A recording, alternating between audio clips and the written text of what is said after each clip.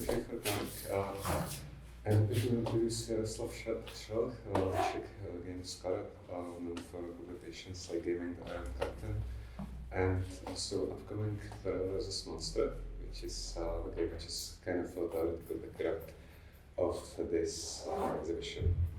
And yeah, this is the first of the events we are hosting here. We will have artist talks tomorrow and on next Sunday too, so feel free to come. And yeah, it's yours. Okay, thanks so much. Thanks for inviting me. And I will sit down. Okay. Good evening. I'll be talking about monsters and video games.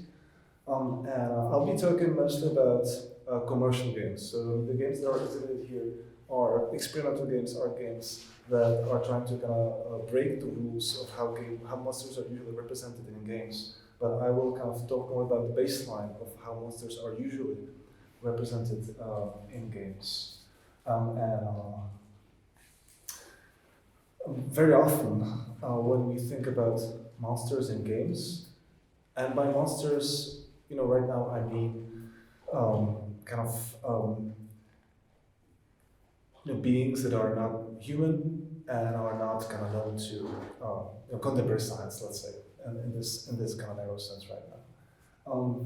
In the eyes of many non-gamers, killing monsters is what most games are all about. So that's from this textbook of game studies. So it seems that this is like some kind of baseline when people think about monsters in games.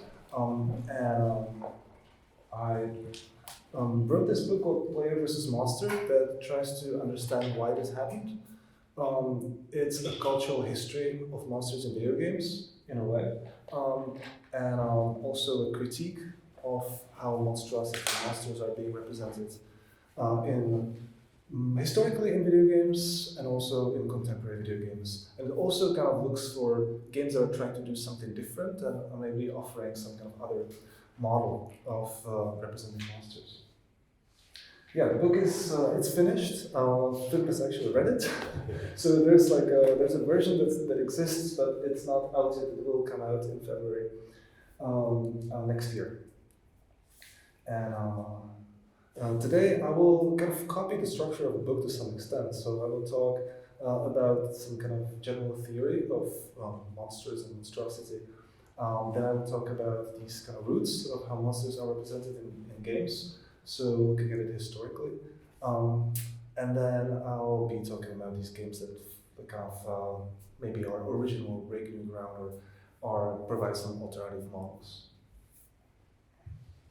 Okay, yeah, content warning. There will be monsters. So they're not very scary, but there are some monsters. So just for you to know. Starting with this like very primitive game, right? So primitive. This is old. This is from 1983. It's a gold game, Attic Attack. I'm using the example in the book. I'm also using it here because it just, I think, sums up the functions of monsters in games very nicely. You can just see it there very clearly that monsters here are objects of player action. So our character is this little white guy that's kind of throwing the axe around, and the monsters are there to provide some challenge, right? You lose health when you touch them, and you can kill them to get points. So they give you something to do, basically, in the game. They embody the agency of the machine. In the 80s, it was still really kind of fascinating for people that there could be things on the screen that are moving so fast by their own kind of agency in a way. And the monsters are also these algorithmic servants of the game designers. So they provide a little bit of challenge, then they disappear, and they kind of respawn again. And these are some kind of basic monster mechanics that we kind of still see today. Even in contemporary games, like Elden Ring, which has just won the Game Award for the best game at the Video Game Awards ceremony. I think it was yesterday. So that's a game that was voted the best game of 2022. I like it. I've played like 120 hours of it, but still, in terms of representing monsters, it's still pretty in terms of monster mechanics, it's still pretty conventional. I mean, the designs are great. The first time I saw this, it kind of jumped upon me like from a great height. I was really scared, and it was it was a very uncomfortable experience. And I think that the design, you can really see moving, but the design is kind of really uncanny.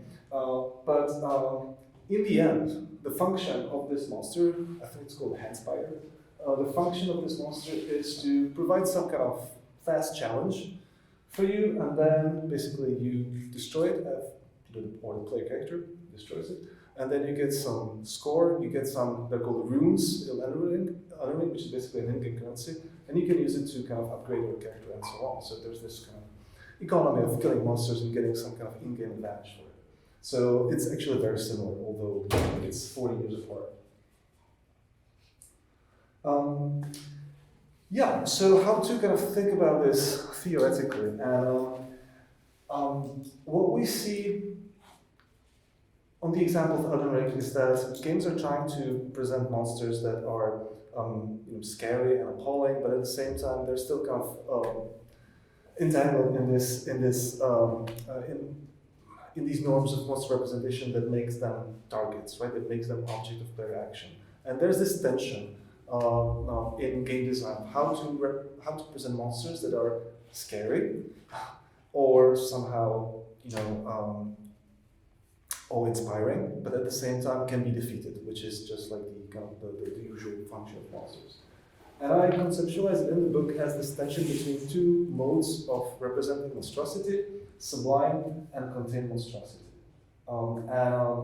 If you look at some kind of basic literature on monstrosity, this is mostly, some of it is film theory, some of it is cultural studies, some of it is just kind of general.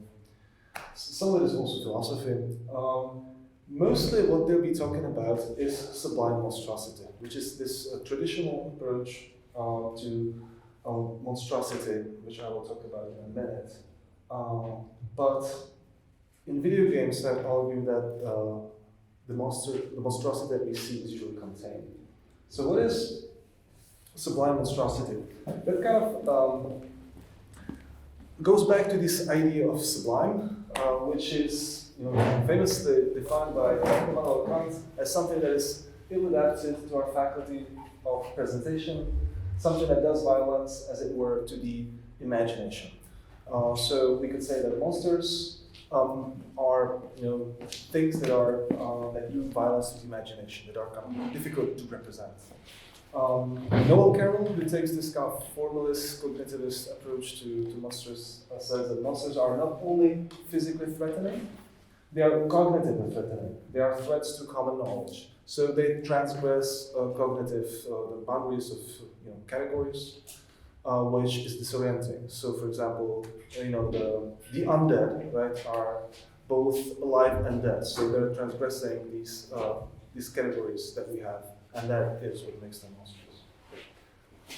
And another famous articulation of this is the theory of the abject from Julia Kristeva, who defines the abject as something that disturbs identity, system, order, what does not respect borders, positions, rules, the in-between, the ambiguous, the composite. It is not an object facing me, which I name or imagine.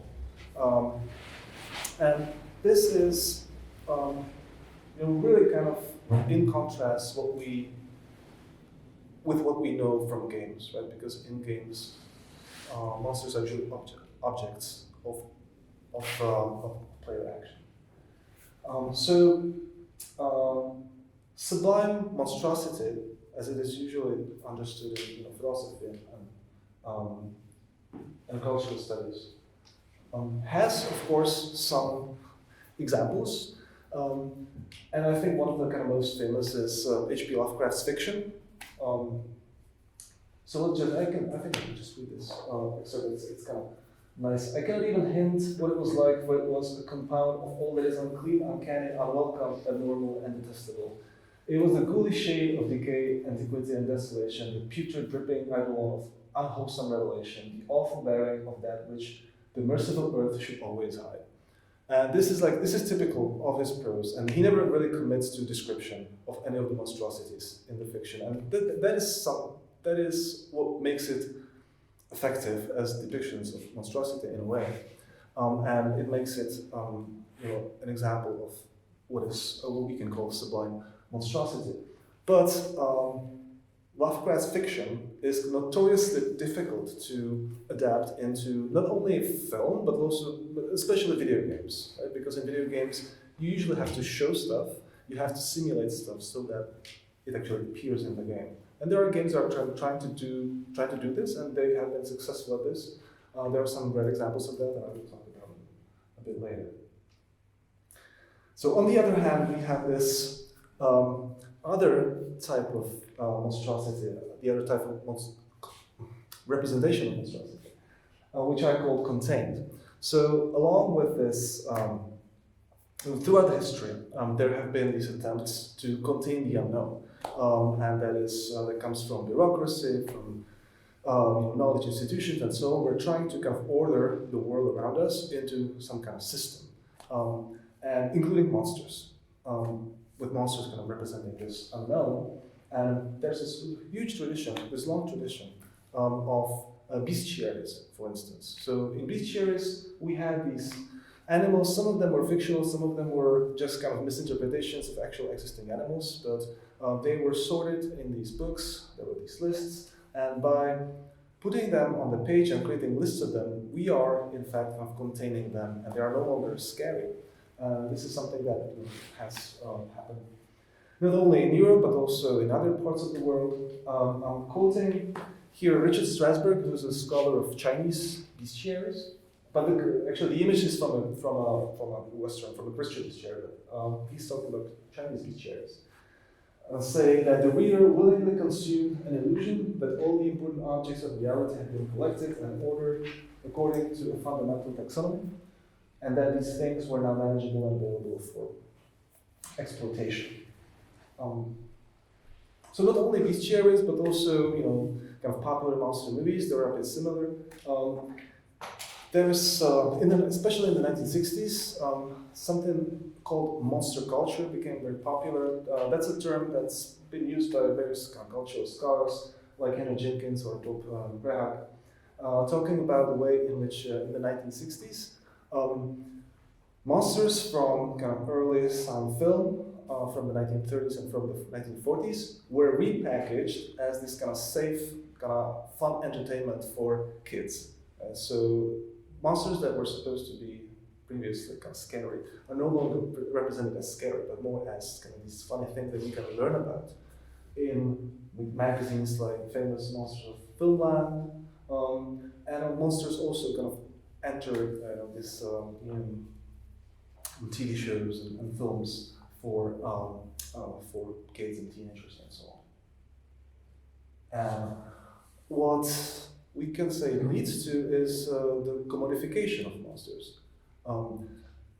Monsters become a commodity that you can buy, that you can collect. And Pokemon is, of course, like the most obvious example of this, and it's the most, successful example of this. And it just hinges on the idea of having monsters in your pocket and collecting them. But there actually had been one example of this before. The original Monster in My Pocket, or Monster in My Pocket, which was made by Matchbox, as you can see over there.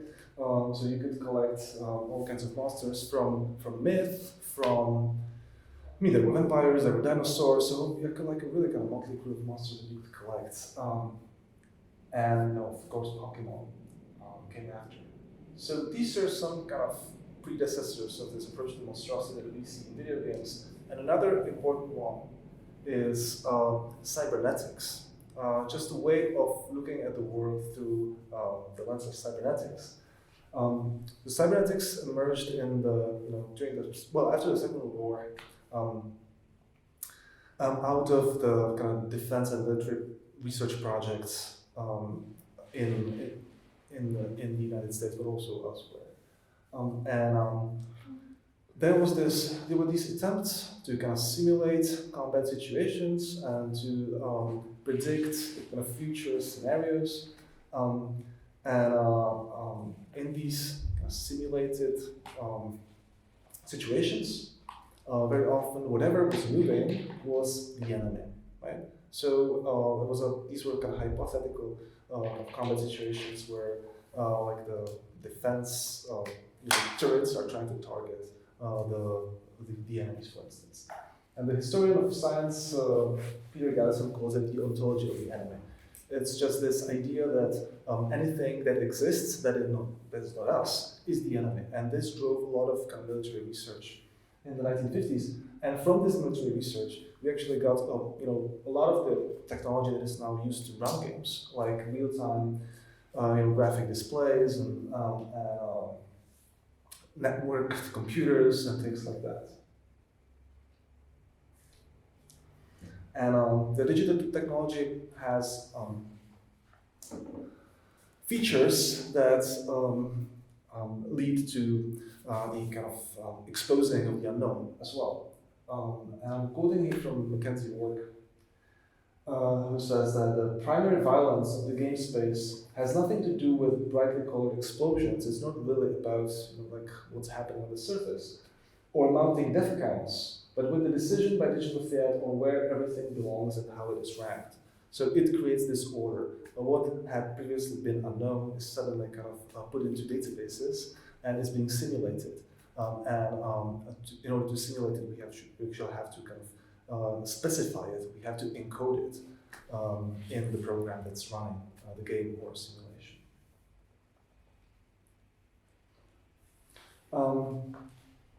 So these were this is some kind of background for how monsters are in video games.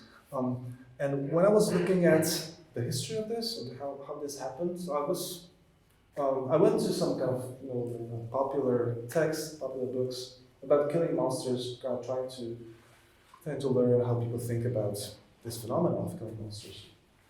And I picked up this book called Killing Monsters: Why Children with Fantasies, Superheroes, and Make-Believe Violence, by Jaroslav Švelch. And I was kind of disappointed there wasn't actually anything about monsters in that book. It's used basically as a shorthand for just gameplay or like violent gameplay. So it's not really a book about monsters. The monsters just like serve as this shortcut.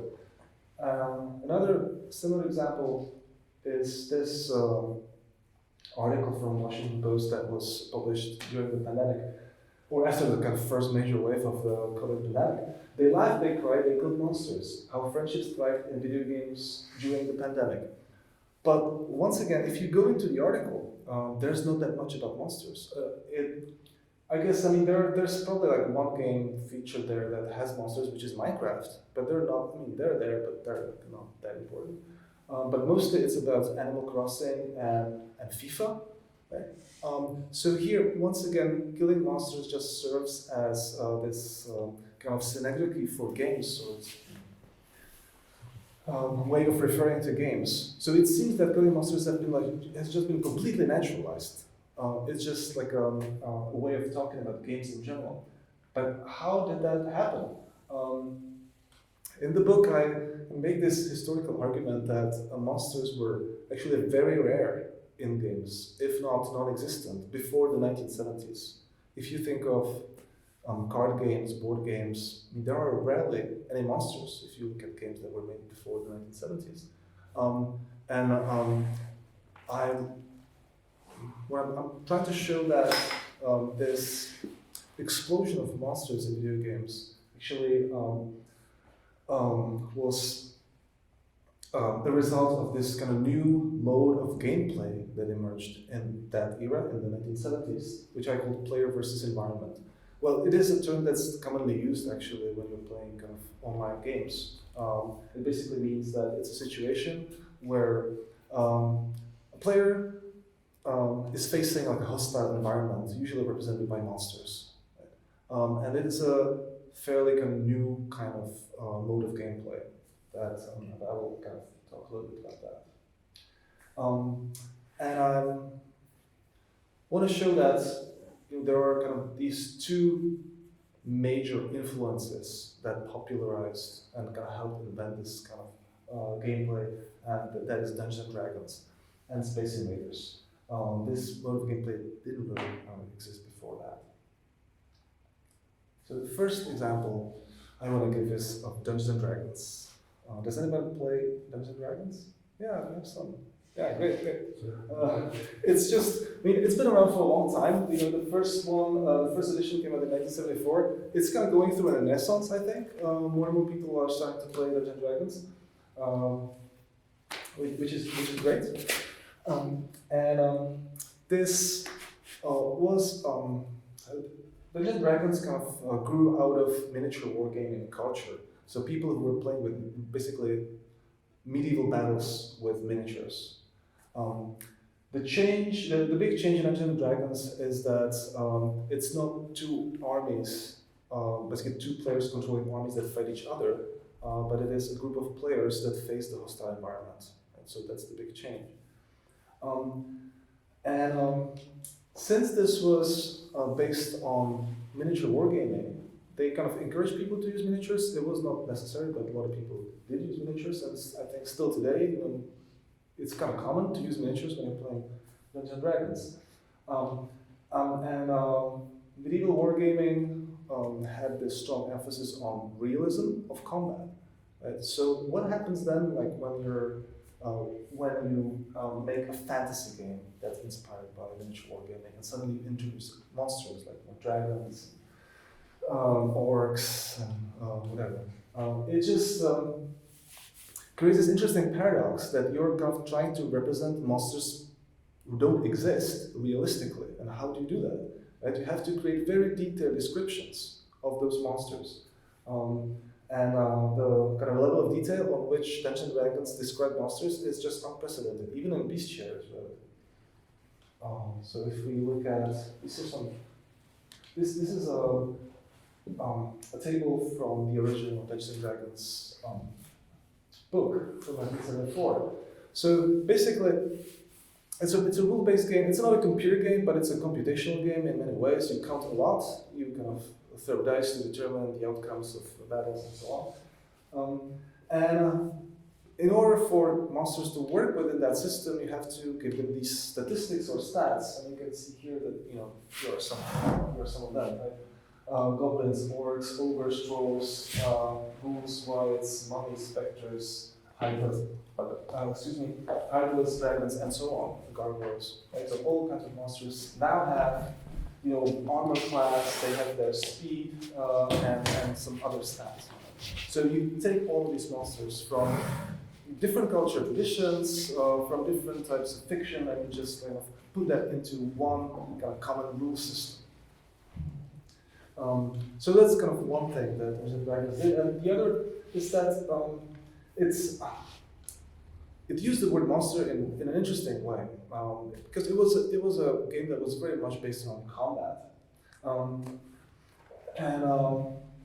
the term monster, the use of the term monster was a bit confusing. So in 1978, the Monster Manual, which was a book that you could buy, explain what they mean by saying monster. The term monster is used throughout this work in two manners. Its first and most important meaning is to designate any creature encountered, hostile or otherwise, human, humanoid, or beast. Until the encountering party determines what they have come upon, it is a monster.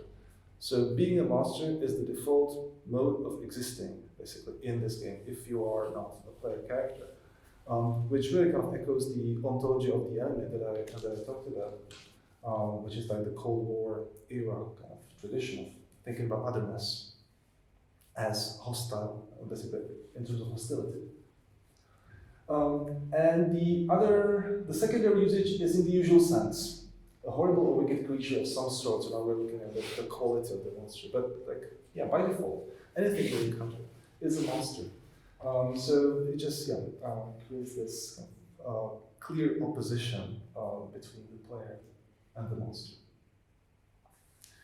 Dungeons and Dragons has been enormously influential on, of course, some kind of tabletop gaming, but also video games. And here are just like some examples of games that were more or less directly, they were all inspired by Dungeons and Dragons, but some more directly, some more indirectly.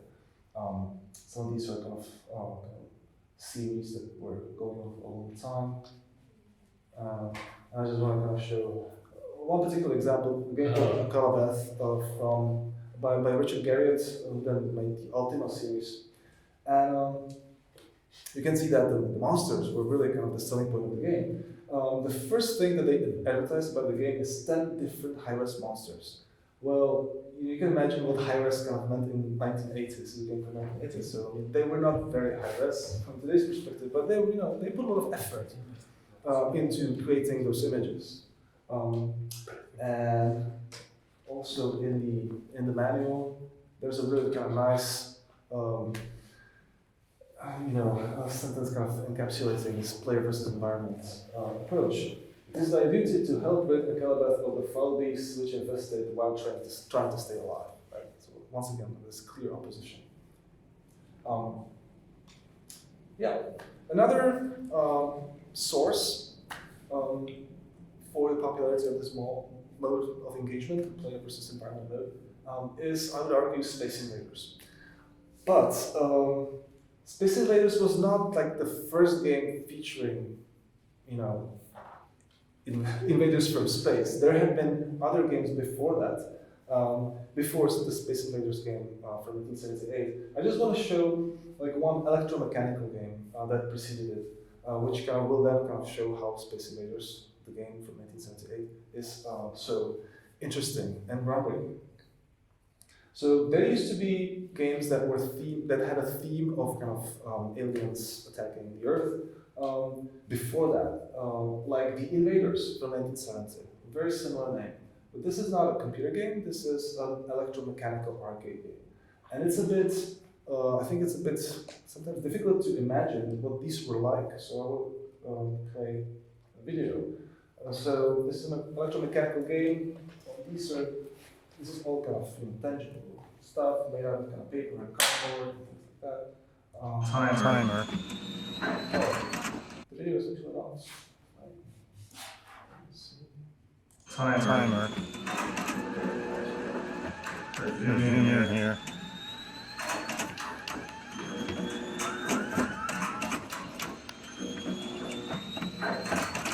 So you're targeting the monsters against the aliens over there, and when you hit the targets, they all just kind of fold over, and you get a point basically. So now that's how it works. Space Invaders is a game with a very similar theme. So once again, there are these monsters from space, and they're attacking you. But there is one important difference here from the electromechanical game. Can you spot the difference? Can die. You can die. Yeah. They can actually shoot at you, right? And that's a major difference. In these electromechanical games, you couldn't really die. It was a bit more like target practice or shooting at like a fairground kind of shooting range, right? Basically, the point is to score as many points as possible, but there is no kind of danger of losing. There's a danger of losing to another player who has more points, but there is no danger from the things that you shoot at. And Space Invaders was a game that introduced that and kind of really popularized this player versus environment mode of play. Bob Verhaag has put it, Space Invaders' introduction of non-human others, restructured screen identity, disarticulating material forms from material bodies, and shifting the mode of consumption from two-player dyads to solitary space. So suddenly it was you kind of fighting against the aliens. You were not primarily competing. You were not only competing with others for a high score, but you were also kind of fighting the aliens. So with this kind of combined influence of Dungeons and Dragons and Space Invaders, this player versus environment model became extremely popular in game design. There were still games that didn't use it, like especially sports games or racing games. Still, you're not really fighting the environment that much. You're just competing with other racers or other players. But a lot of games adopted this and became a huge trend, and it is very much so until today. And this popularity of the player versus environment model also created this huge demand for monsters, because monsters are really a kind of ideal type of enemy for this kind of game. I mean, they offer like a large variety of shapes. Monsters can be all kinds of they can be interesting, and at the same time they kind of take away the moral kind of repercussions of killing humans, right? Because you can always say, well, this is an evil monster, so it's okay to kill this evil monster. It will be much more kind of morally problematic to shoot people. And in fact, when Tomohiro Nishikari, the designer of Space Invaders, was designing the game, at first he was kind of thinking about of it being like a military themed game, but he felt that it would just be too harsh to shoot people, especially like in Japan. Like this, the culture there was still kind of very much opposed to kind of representing realistic violence or violence in general because of their kind of World War II experience. So then he decided to kind of use aliens instead. Yeah. So the player versus environment model survives. It's still very popular. So I'm gonna like skip 30 years of history because the mode is, I mean, it's still really it's still very similar. And I'm going to show you a video from, it's a promotional video for a relatively contemporary game that also kind of uses this model. It's the God of War game from 2018. And actually I think that the sequel actually also got some awards last night, I think. The God of War Ragnarok, but this is from the one from 2018. It shows the effort that game studios put into the designing of monsters.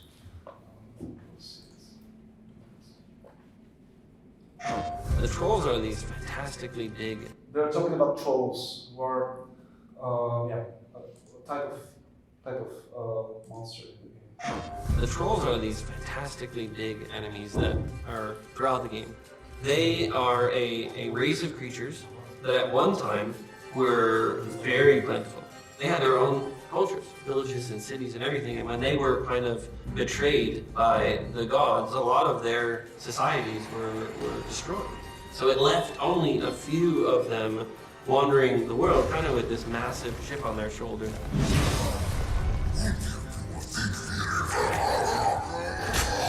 So throughout the game, it's not just fighting a troll, you're fighting a specific named troll. A troll who has a history in this world and who actually, is one of, the last few within their kind.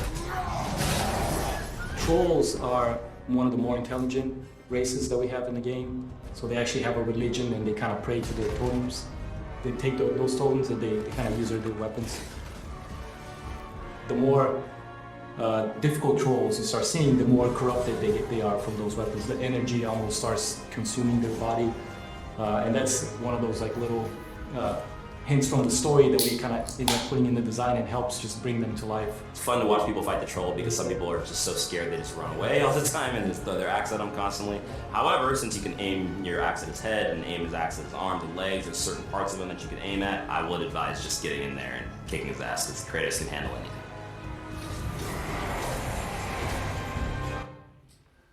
Okay, so there's the writer who's talking about the background of the trolls, and then the artist who's like explaining all the kind of the work that kind of went, like the conceptual kind of work that went into imagining these creatures, and then the gameplay design basically saying that like you just kind of have to get in there and you kick his ass, right?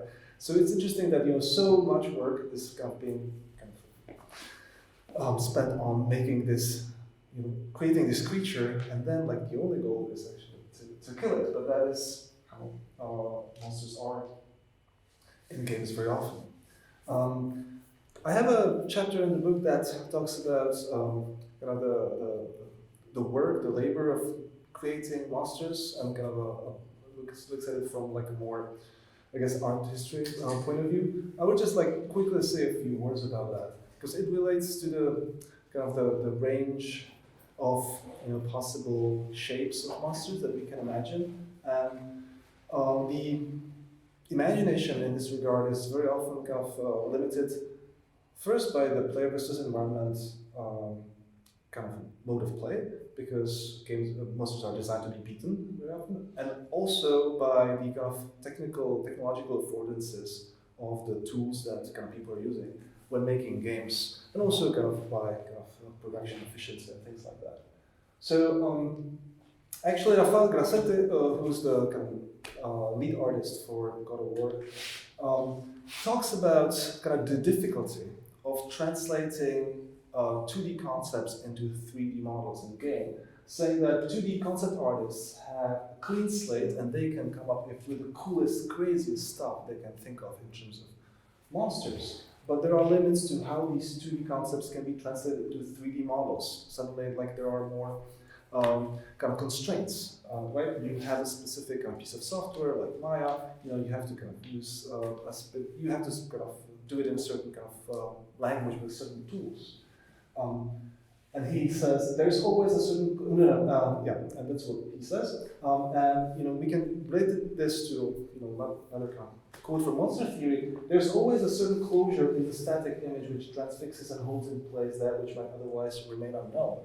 So by creating these 3D models, you're specifying the monster, and it loses some of its potential meanings because you have to kind of specify it in a very kind of specific level of detail. I think I'm gonna skip over this, but I just want to kind of show that very often the monsters that we find in games are kind of copies of monsters that have already been there.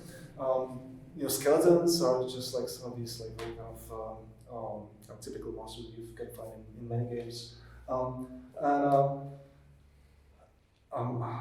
like a very kind of big influence on how skeletons are being portrayed in games is Ray Harryhausen, who was this special effects person for in film. He made Jason and the Argonauts and the Seventh Voyage of Sinbad, and also the Clash of the Titans. Right? He was like the special effects person on all of these films. Extremely influential on video games, but also of course film. And he was working with these sculpted miniatures, so he was working in 3D, similarly to what video game designers, video game artists do. When you then look at some of the skeletons in video games, you can see that there's like a lot of inspiration taken from Harryhausen, like to the extent that skeletons in games even equip the same combination of weapons very often. It's the shield and the sword, and that is really something that was codified by Harryhausen in his films. So there are some kind of limits to imagination. There are some kind of strong influences that are kind of being repeated, and reusing patterns is efficient from I guess the creative standpoint, but also from the technical standpoint. Why are so many zombies in video games? Well, one explanation, of course, is cultural. That they are popular because zombie fiction is popular. It's like a cultural, I guess, meme of sorts. But also, looking at it from the technical point of view, zombies are a cheap animation expense because they use a human rig, meaning like a human kind of model, and usually only have melee attacks, so they're relatively easy to animate.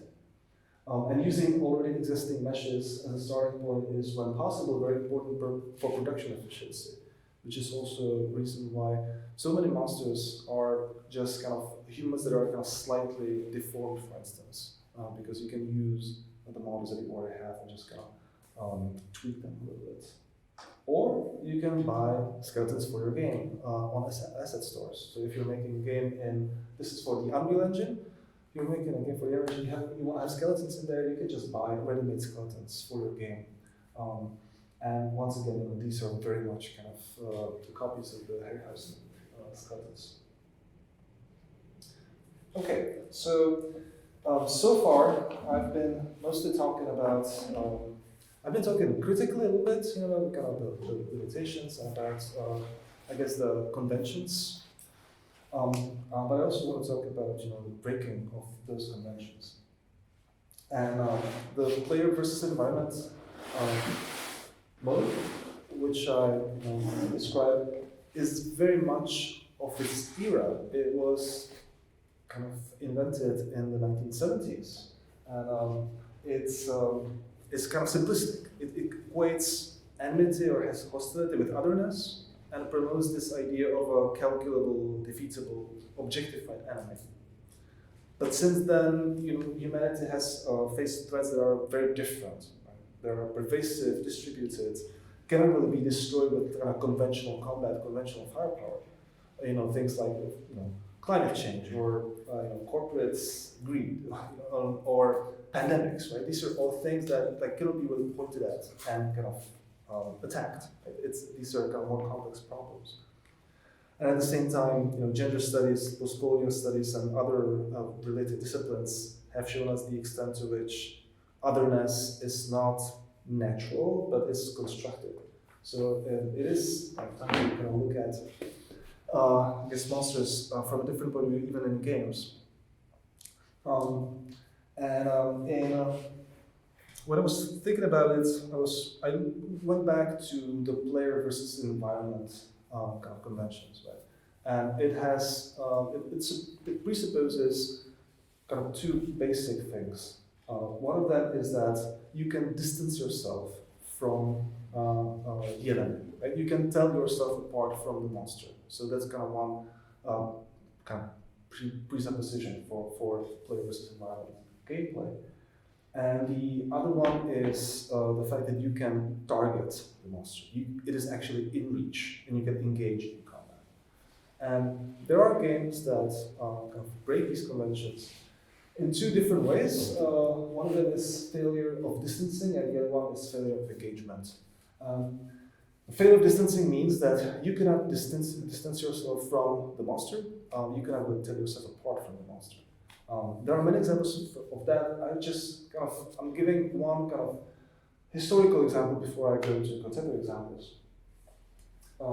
Prince of Persia is a very famous game, influential game from 1989, and there are many opponents in the game, but there is this one opponent called Shadow Man, which you can see here, who is this doppelganger, this kind of mirror image of Prince, the protagonist.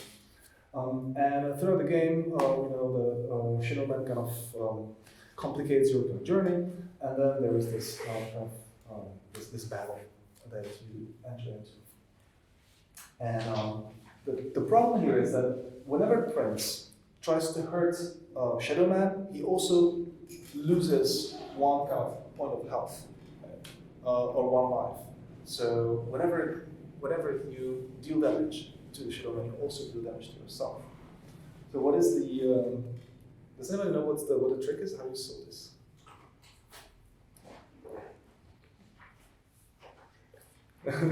You don't? You do? I think pushing him down actually. No. I think it's a good idea, and I would try it if I was stuck in this moment for sure. But it's different. It's you basically have to sheath your sword, put down your sword, and basically enter or merge with the Shadow Man, right? And you kind of become one, and that's how you kind of destroy this monster, which is I think thematically and conceptually a really interesting kind of solution. And it kind of emphasizes the point that there are moments where you cannot really tell yourself from the monster. And the other way of breaking the conventions is failure of engagement in the monsters that you cannot really kind of engage with. And a historical example is Gru from Zork, which was a text adventure game.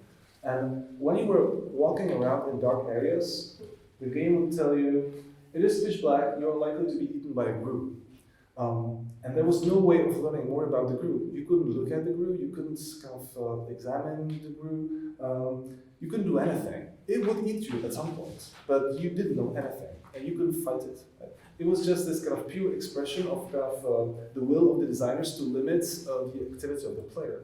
It would happen to you if you were walking around dark areas without a source of light.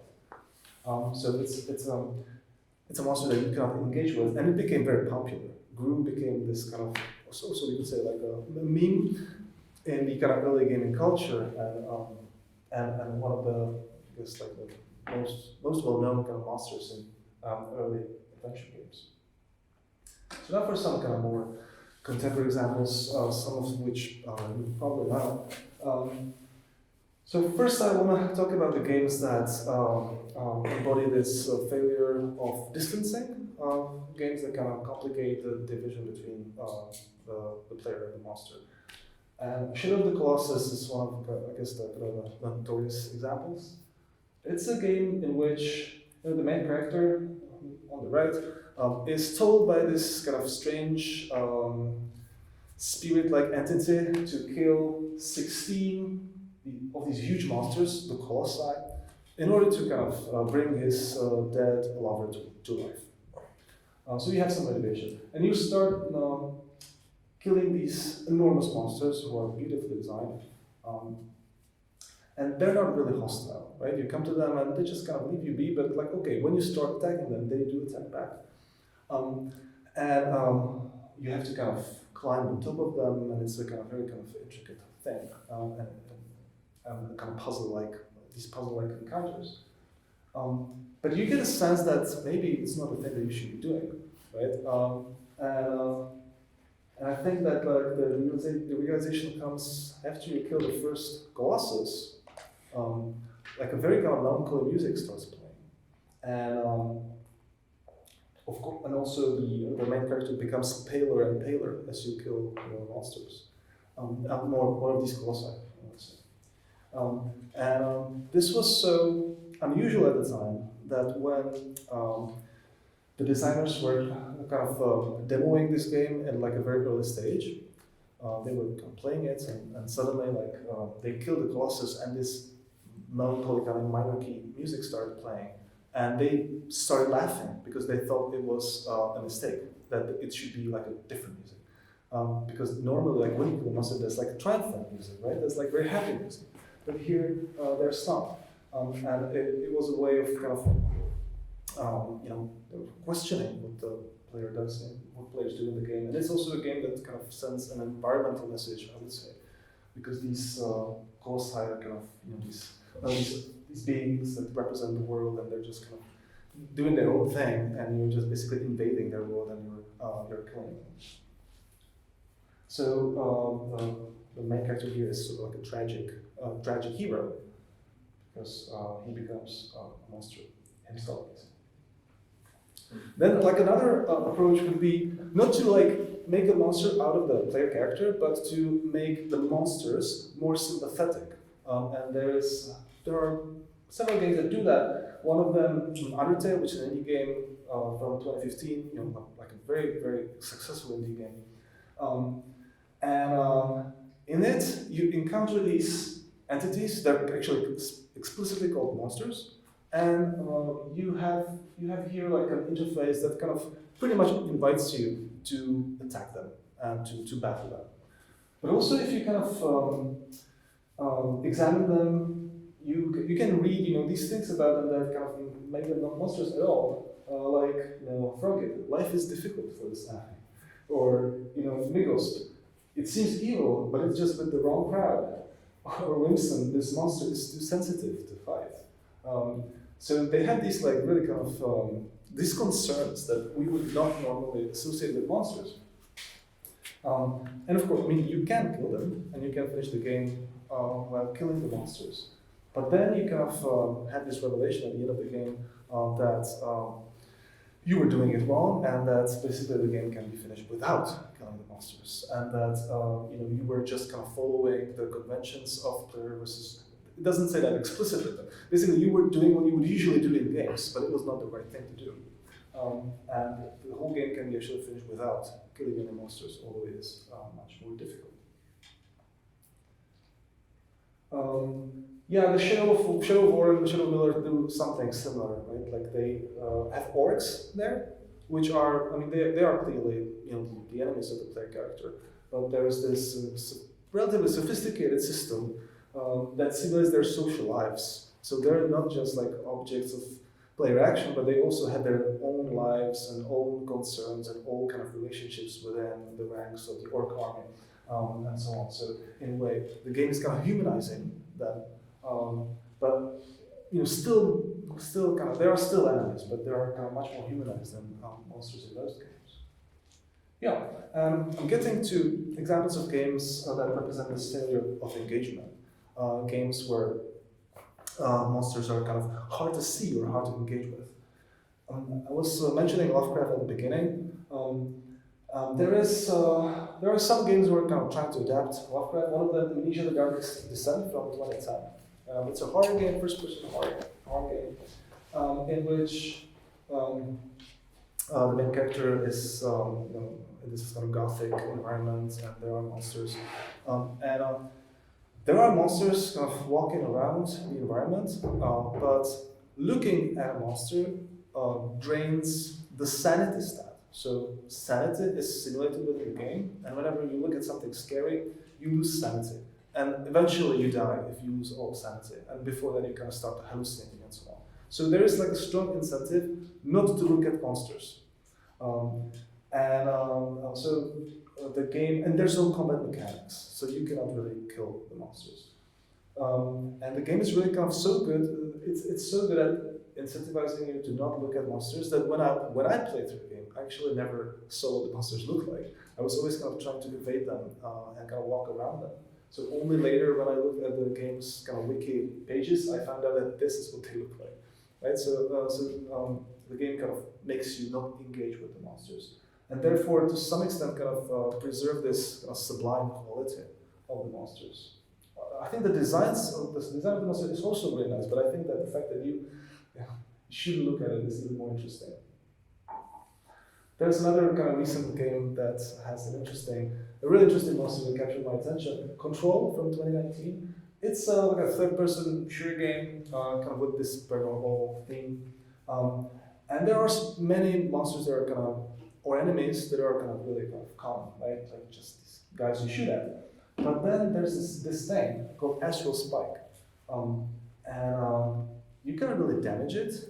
It's not really, it doesn't really have a 3D model even. It's just this cloud which creates this like little tornado around it. And you cannot really attack it in any conventional way. One of them, there are more of them in the game, one of them is a part of a puzzle, so you kind of have to manipulate the environment so that you kind of get rid of it. But apart from that, there are more of them in the game and they're just there. Like they will kill you if you come to them, but they're not particularly hostile, they're just there and they're being weird. And I think it's like a really kind of refreshing type of monster that like is not clearly like an object of player action.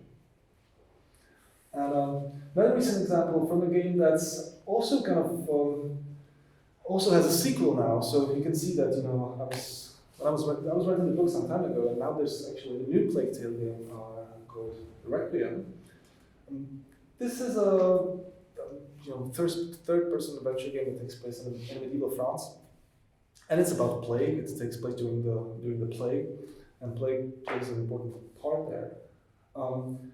The plague is represented by rats, and there are many rats in this game, to the extent that you stop thinking about them as kind of individual entities. Right?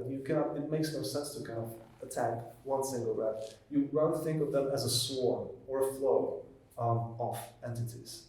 And it's, I think, like a really novel way of representing monsters not as these kind of individual objects that you can destroy, but as this mass, as this flow.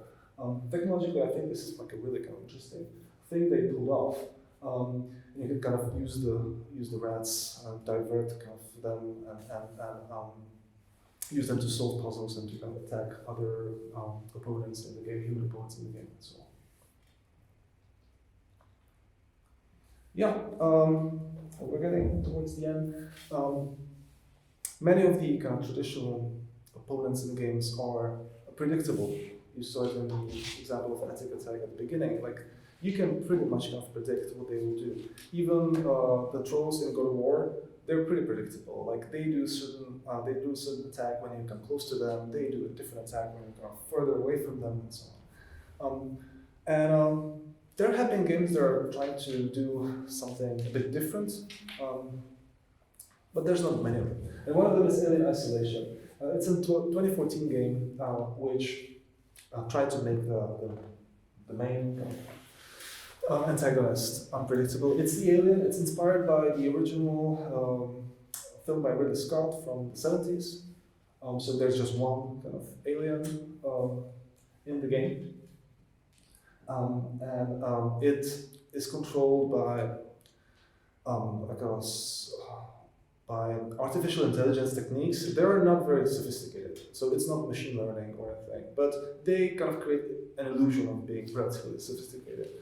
So there are no kind of predetermined jump scares, and also the alien kind of knows where the player is. So after a certain moment, even though the alien cannot kind of physically see the player or kind of or smell or hear the player, like they will just come to your position. That was kind of considered quite controversial when the game came out, and the unpredictability seemed to be like an interesting selling point, but for many players it wasn't really like a pleasant experience.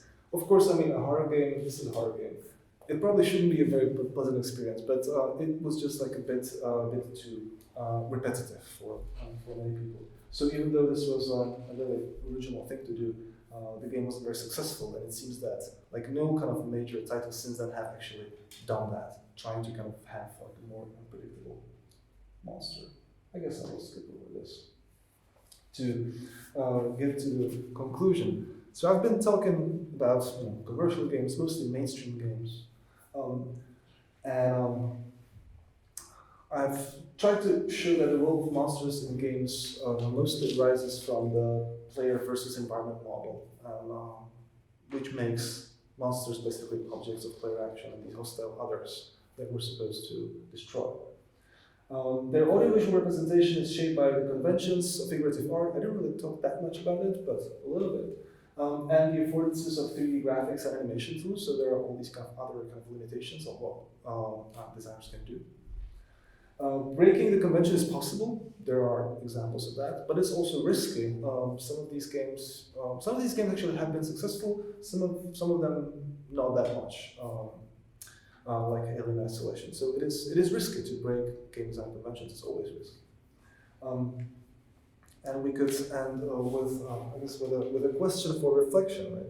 So what kind of monsters would we want in games? Like what kinds of monsters? What are the threats that should be represented in games that are not? What are the types of otherness that could be represented that are kind of more nuanced and different from just hostile others? That's it for me. And the book will come out in February, and you can read more there. And I'm happy to hear your thoughts and answer your questions. Thank you.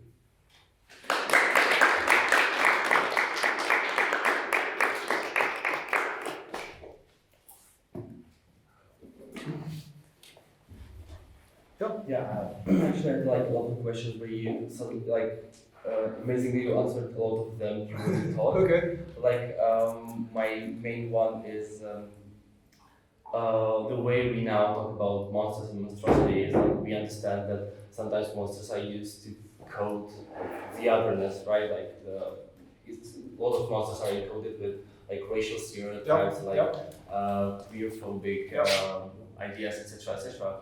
But now you just like when you mentioned the games that subvert the idea of monstrosity, right? You mentioned Undertale, you mentioned some other games. But like for me, the most influential ones would be like the ones where like FPS games, where you normally kill like other people, right? So it would be like conventional monsters. You kill people who are dehumanized because they are the enemy, right? Yeah. And like in one of those Call of Duty games, I don't remember which one, everyone remembers the mission, not one Russian, right? Yeah. So I know people who are literally traumatized by this mission, even though you don't have to kill anyone there. Yeah. A lot of people did, and they just say it was a horrible experience, right? But you shouldn't have been killing like unarmed people at the airport, right? It's totally on you.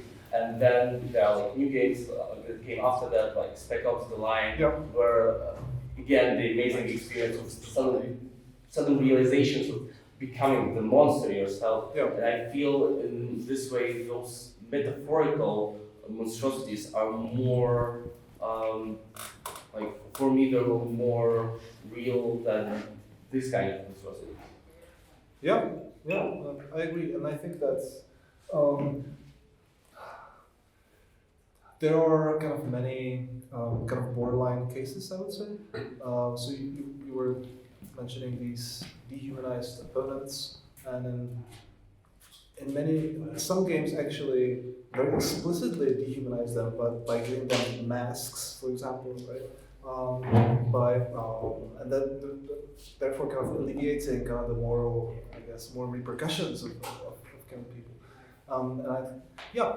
Monsters are an easy way out, I think, for designers. Like if you want to kind of do a player versus environment game, it's an easy way out. And having human opponents that you have to kind of really kind of think about while you're shooting them, I think it's kind of can lead to some kind of deeper reflection for sure. Spec Ops: The Line is a great example. Actually, I think like thematically or structurally, it's kind of similar to Shadow of the Colossus in a way, because it also kind of makes you a monster. Yeah, with Call of Duty is even more traumatizing because it's just so sudden. Yeah. What about the erotic attraction to monsters as his example of a Resident Evil Village, as it's been for a lot of people? I mean, it's an interesting case study, I guess. Yeah, I haven't played Village, but I think it's more interesting how people react to Village than the actual gameplay. Yeah. Of this. What about it? Yeah, I mean it's not really something that I write about in the book, but there is like this kind of ongoing change in the representation of monsters, which is that at some point we start. Traditionally, monsters were mostly kind of described as something that's kind of physiologically abnormal, right? Something that you can see that it's a monster. So like it's a malformed human being, or it's a strange creature, or like a strange animal, or things like that. Jeffrey Andrew Weinstock, who's like a cultural studies scholar, wrote an interesting piece that I quote in the book that. And starting with Romanticism, and especially in the 20th century, like we start to think about monsters as something that's invisible, and this kind of this connection between the physiognomy or just the outward appearance and monstrosity is kind of eroding. And it starts with with Frankenstein, with Frankenstein's monster, who looks terrible, who looks monstrous, but is actually not a monster, like internally, right? And then you have like many other examples, like the vampires and the Twilight series and Interview with the Vampire and so on. So he sees this trend of over the years, this kind of this decoupling of visual appearance and like internal monstrosity. So I think this would probably be an example of that, because there have been vampires that people were attracted to before that in Interview with the Vampire. But that used to be their trait even in the in Bram Stoker's Dracula. Dracula was supposed to be very appealing to people, very charming, right? And I would argue that since you yourself mentioned that otherness is something to be constructed, that even this sort of monstrosity as threatening and not something that we would sort of be attracted to, let's say, is something that has to be maintained through certain practices of cultural tabuization and stigmatization. We can see that in Frantz Fanon, for example, and his writing about how black phallus is demonized in Western imagination and Western sort of folklore, let's say, etc. So I think this sort of tension between sort of sexual attractivity or something, and this sort of violent threat in monsters is something that has been present for a long time and can be somehow unraveled. And maybe it's just that nowadays it's being reflected through sort of some like postmodern recollection of monsters and deconstruction of monsters. Yeah, sure. And there are there's also kind of research. There are critiques and analyses of the monstrous feminine, right? And how kind of femininity is presented as monstrous. In video games specific, of course, I mean in other media as well, like by Barbara Creed, but in video games by Sarah Stein. So she's been writing a lot about that. And monsters like these kind of feminine monsters that embody this sphere of feminine sexuality. Like they're very common in video games too. Yeah, like in the talk and in the book, I'm kind of mentioning these kind of representational qualities also, but I'm kind of trying to kind of say a bit more about like the kind of the mechanical, the mechanics of games, more so than representation. Also, of course, I mean it's always connected. Yeah. Yeah. If I can ask another. Sure. Yeah. In the beginning, you mentioned that you realized that not all of the games, like most of the games, don't have monsters, right? Do you like? Probably you did think, but like, have you wrote something about the way like it's genre dependent, the way we create monsters and we talk about monsters? Because like while in FPS or RPG games or like shoot 'em up games, we have all these monsters who are like in this environment that we need to destroy. If we go even in the history of like point-and-click adventures or strategy games, monsters are suddenly something else. Like even if you just play Heroes of Might and Magic 1, right? One of the like fractions you would be able to play with, you would have monsters in your team, right? Even like then even the RPGs like in Pokemon, right? So is it dependent on genre? Would you say? Yeah, it depends on the genre.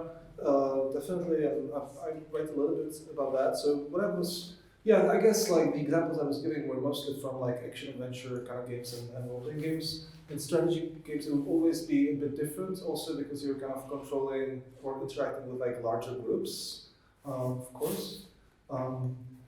Also, survival horror games are a bit different because very often you're not expected to destroy the monsters outright. Like very often you just don't have the bullets or something. You just have to kind of evade them somehow. You're still kind of outsmarting them. You're still kind of evading them. You're still kind of defeating them in a way, but not like by the means of kind of physical destruction. So I agree. I think that in some strategy games we wouldn't probably it depends on whether they're like in some strategy games we wouldn't really think about kind of player versus environment gaming, but more about kind of player versus player, or like player versus they're a bit more like symmetrical kind of matches between the player army or the player kind of units and like the enemy units or like computer controlled units or units controlled by another player. So it's a bit of a different model. I agree.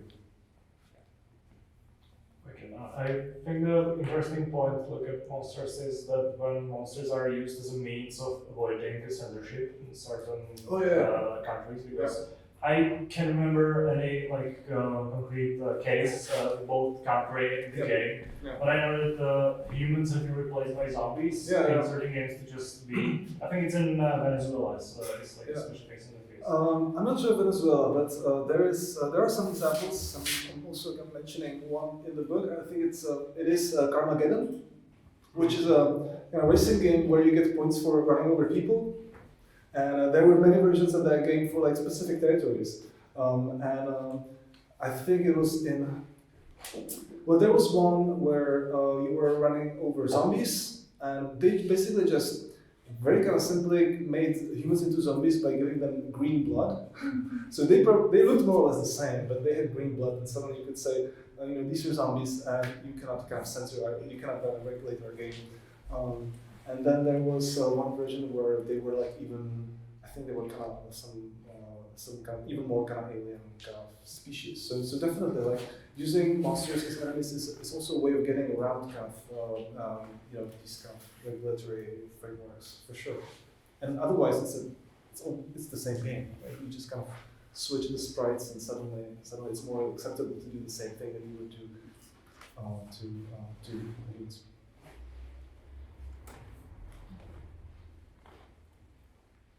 And maybe also another thought that I just got is that the monsters can be kind of utilized, or the definitions of monstrosity, like the way that we perceive monstrosity, can be used as a thing to kind of like mark your decisions in games. Because when I think about the second Mass Effect game, like when you make the worst decisions, like when you are the evil shepherd, you start getting these like horns growing out of your head and stuff like that. So basically the interpretation of shepherd as an evil person is your life accented by him being like a monster, like the visual monster. And I think this has been used in the Metal Gear Solid 5 as well. Yeah. And maybe Fable? Yeah, Fable too. I'm not, that's a good point. I'm not, that's like a disclaimer, I'm not really talking about like monsters as protagonists. I think that would be like another kind of research, but also very interesting.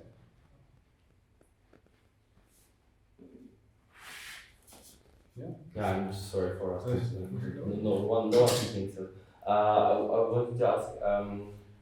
I see currently like this kind of turn in game studies from gamer towards player, like conceptually. So, do you feel, if you think about this in terms of monsters, do you think there's a difference in the way creators portray monsters for games aimed at gamers and games aimed at general casual players? I think so. I think that generally many of the kind of player versus environment games are in like the genres that would traditionally be associated with like hardcore gaming, like role-playing games and first-person shooters and so on. And in casual games, like very often you don't need monsters because there's just like some puzzles. But then there was like Slenderman, right? It was played by everyone. It was a game for players. Plants vs Zombies was also very popular. Well, I would assume that since like the kind of broader audience might not be as interested in these kind of traditionally kind of massively coded kind of genre markers like gore and blood and kind of violence and so on. I think there kind of might be some kind of more, I guess, variety in how monstrosity is represented, or just monsters may be like completely avoided. But I think it's definitely evolving in this regard. There have been games like there's a game called Coffee Talk, where you're just basically conversing with monsters. You're just like drinking coffee with monsters. So I think it's an example of that, of kind of representing monsters that look very kind of like traditional monsters, but representing them for this kind of I guess new or newish audience. One thing I was actually going to mention what you said earlier about the player becoming a monster. One game, I don't know if you do RPGs at all, but you might be interested in, is called Tyranny. And it's a game where basically at the very beginning you are kind of a pawn of an evil overlord. Only unlike a lot of other past villain games, it's not really like play for laughs or like play for exaggeration. It's like literally like what if you were like a soldier in like one of the most evil people in the world, like RE. And then it's like the monsters that you're fighting are, you get to like learn their stories and like learn how they're good people, but unless you make some very careful decisions, you have to kill them. And it's a really, really good game. I call it like the Spec Ops the line of isometric RPGs. So if you're into that sort of thing, I would check it out.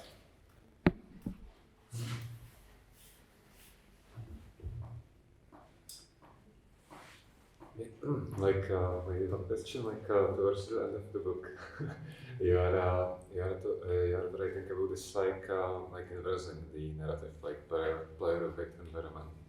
So maybe do you have like some alternatives, like when you are basically like not only like talking towards monsters or like having a bit Or like really like games working with them, or maybe like could that be even like working maybe in like popular like normal fun gaming? Player with environment. Yeah, are the you know, examples of that. Yeah. It is a bit difficult to think of them. Well, there was the coffee tub example. There's the slime rancher game. Yeah. So you're basically. I actually haven't played it, but I've like seen some videos of it. So you're harvesting slime. You have these kind of things that like produce slime, and you're kind of harvesting slime. So basically, they're a bit like animals, and you have to take care of them in a way. The game, I refused to play the game any longer since it was so violent towards those monsters that I really felt weird. It's not violent, but it's like you're literally harvesting those cute monsters as a resource for your like farm. It's like a factory farm. And I was like, yeah, I'm not doing that. I prefer exploiting my starting valley. And not cute monsters. What kind of deranged relationship to cute monsters is that? You just like close them in cages and harvest them and breed them. I mean, the same we have. Yeah, I think you're right. I think that like a player with monsters, I think like Pokemon would be an example of that, and like the Shin Megami Tensei series, where you encounter demons and you can talk to them and you can kind of convince them to kind of join your party, and then I mean they kind of travel with you. And they kill other monsters with you. So there's still a lot of combat there. Sure. Yeah. Or, I mean, there were games like Spore, which try to kind of simulate this, like these kind of all these to simulate like evolution and all these kind of weird things that can happen in evolution. And you did not really kind of there were some kind of also kind of some kind of strategy style kind of battle phase in that game too, but a lot of it was just experimenting with what kinds of shapes can be produced. So I think that might be an example. And also No Man's Sky has these procedurally generated animals. I mean, I think they're not explicitly coded as monsters, but they're these kind of aliens on different planets, and they're I guess to some extent, I'm not really completely sure, but I think they're to some extent procedurally generated. So you come to a new planet and you can explore, and you encounter like a new type of monster. You don't necessarily even have to kill them. You can just kind of look at them and take pictures of them. And I think they somehow attack you from time to time, but you cannot harvest them. I think at least because maybe I didn't try it. Yeah. So, I don't know, this is just a random thought off the cuff, but one thing that I personally would like to see more in games in relation to monsters is I love monsters. I love like gigantic, like weird creatures, like all the Shadow of Colossus monsters. I just want to go and hug them, And I wish there were more games that would have like these like huge, terrifying, weird, or even like frightening monsters, but like you don't kill or capture them. I want a game where you can like do like a David Attenborough like documentary, or like Steve Irwin, some monster, and just like I don't know. I'm a weirdo. I'm the type of person like I never do the story of Skyrim. I have like 30 hours logged, but as soon as they like let me off the leash, I just grab a horse and I ride into the wilderness and I pick flowers and just watch like the different animals interact with each other. And like I would love to play like a whole game just with that sort of aspect, I guess. Like having monsters, but like again, you're not trying to contain them and you're not trying to kill them. Yeah. Yeah. It's there's also, of course, there's this game called it's a series called Monster Hunter, right? And of course you're hunting monsters. They're also trying to kind of have a simulation of the kind of the ecology of the spaces. So it's there's supposed to be like a pretty intricate kind of simulation of how the different animals or monsters kind of relate to each other and kind of behave towards each other. But and also like you're given in the one of the latest games, you're basically a researcher and you're supposed to research the monsters. But it's very disappointing actually because like Still well, have to chop them up, I you still have to kind of kill them and then kind of bring their carcasses like to the research. Yeah, like just research them to death. Yeah, you shoot them to death. Exactly. So I guess the conventions, the design conventions are really really strong, and you know like to make a game that you would want to play. I think it would take like a very kind of brave design.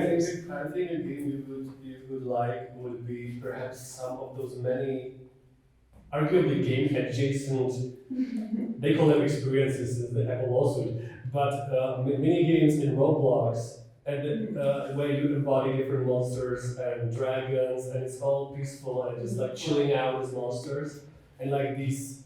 And they are surprisingly popular, these games where you are just role-playing monsters. So maybe that's also something, a kind of a different, even procedural attachment to monsters. Of course, you buy the monsters to buy a microtransaction, but that's a different kind of monstrosity. I don't know, I guess I am really into D&D, so that's kind of why maybe some of that role-play or like open-ended stuff appeals to me a bit. And I also have the type of players who will like pull the brakes on the plot to go open a coffee shop, and I'll usually roll with it. So I don't know. I like games where necessarily it's like the end value isn't necessarily so just murder or contain.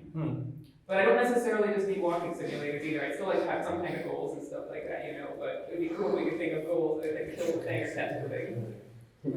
But I think this is still rooted in some sort of like modern ontology of subject and object that we as individual objects can relate to the surrounding world only as an object, as a source of either economical or aesthetic or any other kind of value. So to write games outside of this sort of milieu would really need to think through different completely like different structuring of how we can perceive and even imagine that we can perceive reality. Like into some ways of I don't know animism or something where you would sort of I don't know like the you would play as the environment for example or something. Mountain.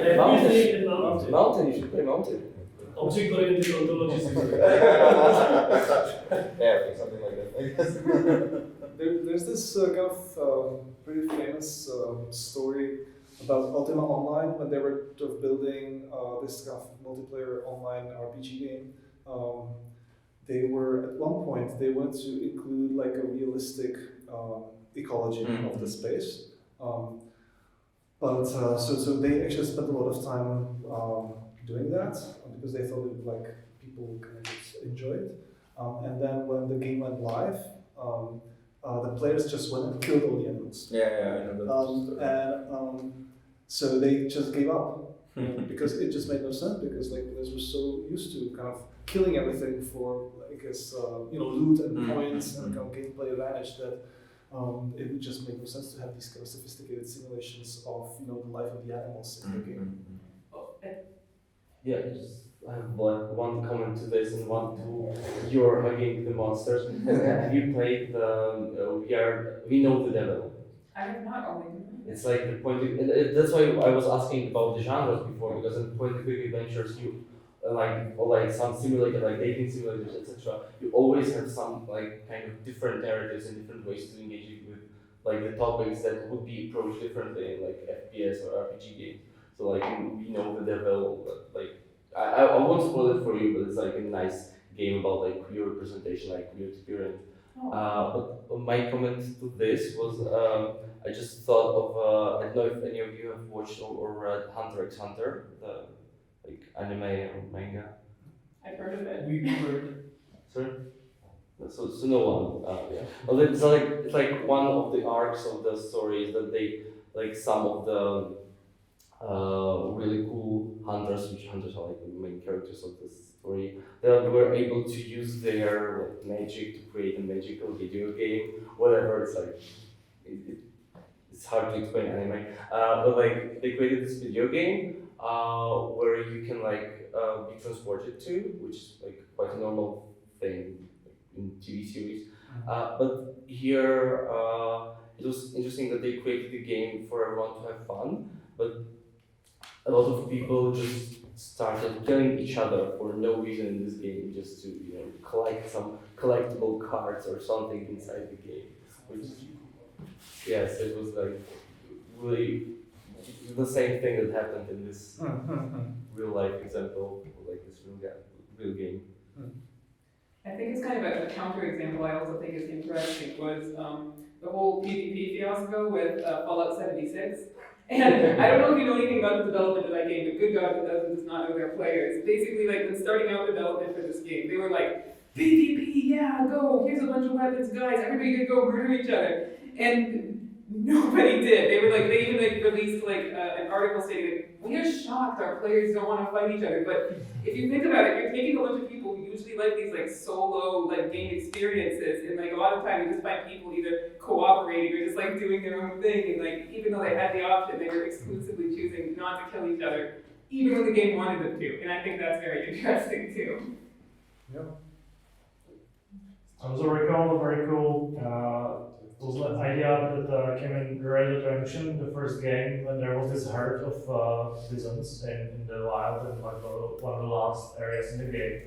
And you're so used to respawning creatures, so you just kill them because there were monsters embodied by cougars and wild cats, and then there were those large animals, and you kill them, and they never respawned because you basically made them extinct. And it was a really cool example of kind of social commentary in a game that is but you get an achievement for it, which is kind of like a really perfect space when you think about it. Yeah.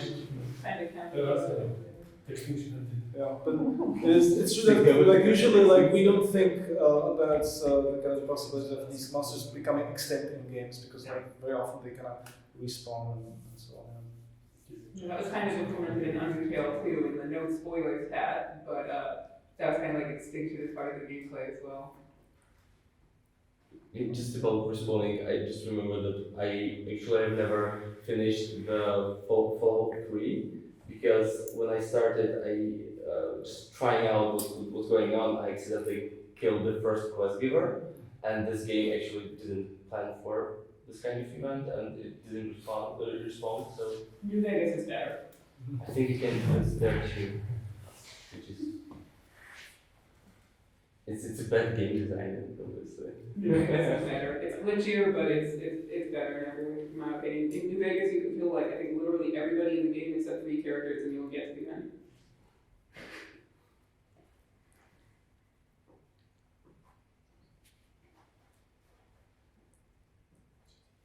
Okay, thanks a lot for the nice discussion too. Yeah, that was very good.